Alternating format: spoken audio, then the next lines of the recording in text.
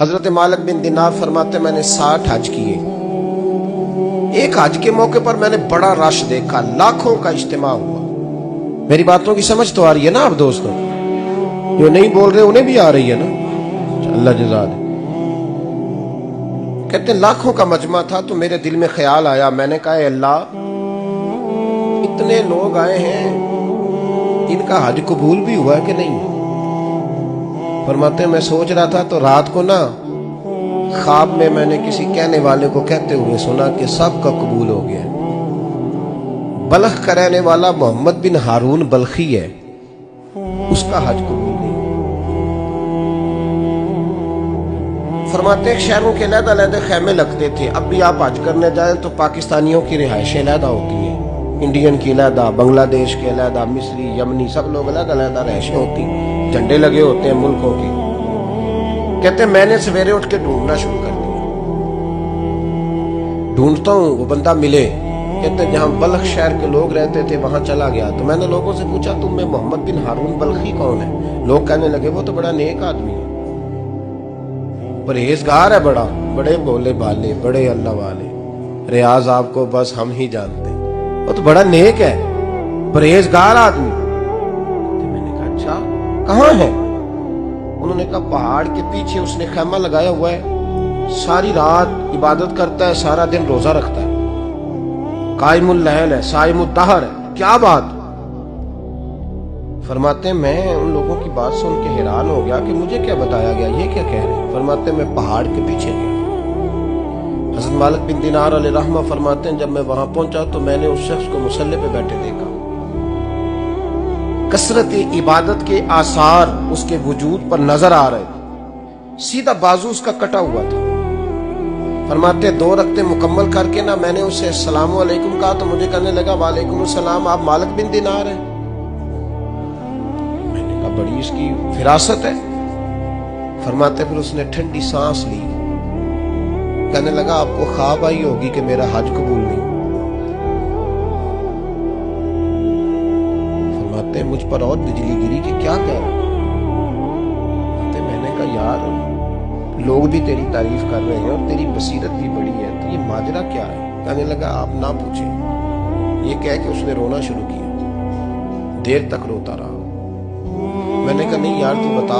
کہنے لگا نہیں آپ نہ پوچھیں، آپ ناراض ہو گئے. میں نے کہا میں نہیں ہوتا، تو بولنا. کہنے لگا حضور 24 سال ہو گئے مجھے حج کرتے ہوئے، 24 سال، 24واں حج ہے میرا، اور ہر سال کوئی اللہ کا ولی آ کے بتاتا ہے کہ جا چلا جا تیرا کوئی نہیں قبول. بے پروائی ویک سجن دی جتھے کسے دی پیش نہ جاوے، انہیں تاجہ والے در در رولے تے منگتیاں تخت بٹھاوے. آزم کسے نو کارا ملدا ہی کوئی کعبے خالی آوے. کہتے ہیں اس نے مجھے کہا حضور 24واں حج ہے، ہر سال کوئی بتاتا ہے. میں نے کہا تیری غلطی. کہنے لگا میں اپنی ماں کا نافرمان. میں نے کہا واقعہ کیا ہوا؟ کہنے لگا حضرت اللہ نے مجھے دولت دی، مال دیا، زمینیں دی تو میں عیاش ہو گیا. آپ یقین کریں اللہ لوگوں کو مال دیتا ہے تو وہ سمجھتے ہیں میری چلاکی سے آیا ہے، میں تیز بڑا تھا اس لیے آیا ہے. نافرمان ہوتے ہیں، لیکن جو رب لینا جانتا ہے، دینا جانتا ہے، وہ لینا بھی. وارث شاہ مان کری نہ وارثاں دا، رب بے وارثہ کر کے مارتا ہے. امام مالک بن دینار رحمت اللہ علیہ فرماتے ہیں مجھ سے کہنے لگا پیسے آئے تو میں عیاش ہو گیا. رمضان کا مہینہ تھا، عصر کے بعد میری اماں افطاری کی تیاری کر رہی تھی. میں گیا، میں نے کہا شراب پی ہوئی، اماں روٹی دے. تو اماں کہنے لگی شرم کر، شرم کر، روزہ رکھا نہیں تو جنہوں نے رکھا ہے ان کا تو خیال کر. کہتے اماں کی بات کا مجھے غصہ لگا. میں کہا کرتا ہوں بد نصیب ہے وہ بیٹا جس کا باپ اس سے بات کرتے ہوئے ڈرتا ہے کہ پتہ نہیں کہاں سے بولے گا.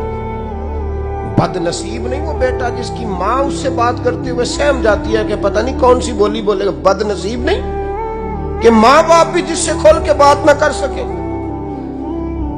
حضرت مالک بن دینار سے کہنے لگا اماں نے جب کہا نا شرم کر تو مجھے غصہ آیا. میں نے ماں کو تھپڑ مارا اور میری ماں جلتے ہوئے تندور میں گری.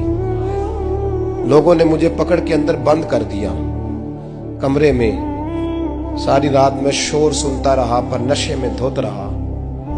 سویرے آنکھ کھلی تو میری بیوی بیگ باندھ رہی تھی. میں نے کہا کہاں جا رہی ہو؟ کہنے لگی جو ماں کا نہیں بنا میرا کیسے بنے گا؟ میں نے کہا میری اماں کا وہ تو لوگوں نے رات کو دفن کر دی جنازہ پڑھ کے. تڑپ کے کہنے لگا مجھے کیوں نہیں بتایا؟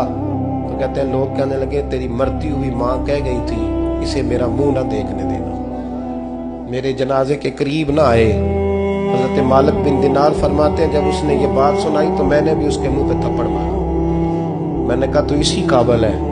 کہتے ہیں وہ رونے لگا، حضور دعا کرے اللہ مجھ سے راضی ہو جائے. کہنے لگا جب ماں کی انتقال کی خبر ملی تو میں نے کلاڑی لے کے وہ ہاتھ کاٹ دیا جس سے ماں کو مارا تھا. میں نے ساری جائیدادیں خیرات کر دی.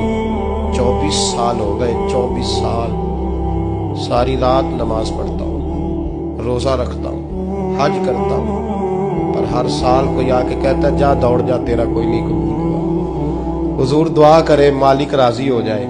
فرماتے میں تھپڑ مار کے آ گیا. میں نے کہا تجھ سے راضی ہو جائے اتنے ظالم سے؟ امام مالک فرماتے رات کو آ کے سویا تو مجھے خواب میں رسول پاک کا دیدار ہوا. تو نبی پاک علیہ السلام نے فرمایا مالک تو اسے مایوس کیوں کر آیا ہے؟ اللہ تو بڑا مہربان ہے. کہا حضور ماں کے نافرمان کو معافی کیسے ملے گی؟ تو امام مالک فرمانے لگے نبی کریم نے فرمایا جا اسے جا کے بتا دے تجھے قیامت میں تیری ماں کی وجہ سے بخش دیا جائے گا.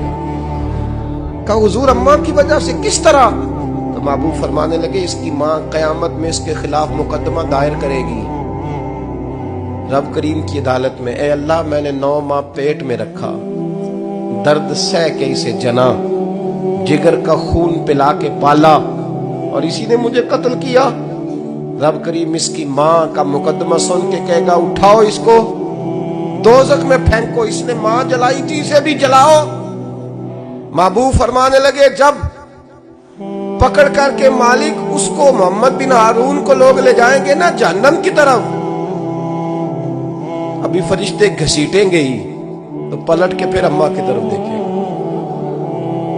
اور دوسری دفعہ پھر گھسیٹیں گے تو پلٹ کے دیکھے گا اور تیسری دفعہ پھر پلٹ کے کہے گا اماں یہ مجھے جلانے لگے، اماں یہ جہنم میں پھینکنے لگے. میرے حبیب فرمانے لگے وہ جل کے مرنے والی ماں وہاں بھی بول پڑے گی، کہے گی یا اللہ چل میں نے معاف کیا تو بھی معاف کر دے. اے اللہ میں نے معاف کیا تو بھی معاف کر دے.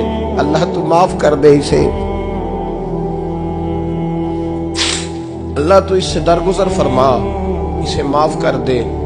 میرے محبوب پاک علیہ السلام فرماتے رب کریم کہے گا اس نے تجھے جلایا تو کہے گی اللہ یہ تو بیٹا تھا اس نے جلا دیا، میں ماں ہوں میرے سامنے جلے تو میں کیسے برداشت کر سکتی. فرمایا اس نے جلا کے مارا تھا پر اسی ماں کی وجہ سے رب کریم اسے جنت عطا فرمائے گا. پلٹا جا کے ماں کے پیروں میں بیٹھ.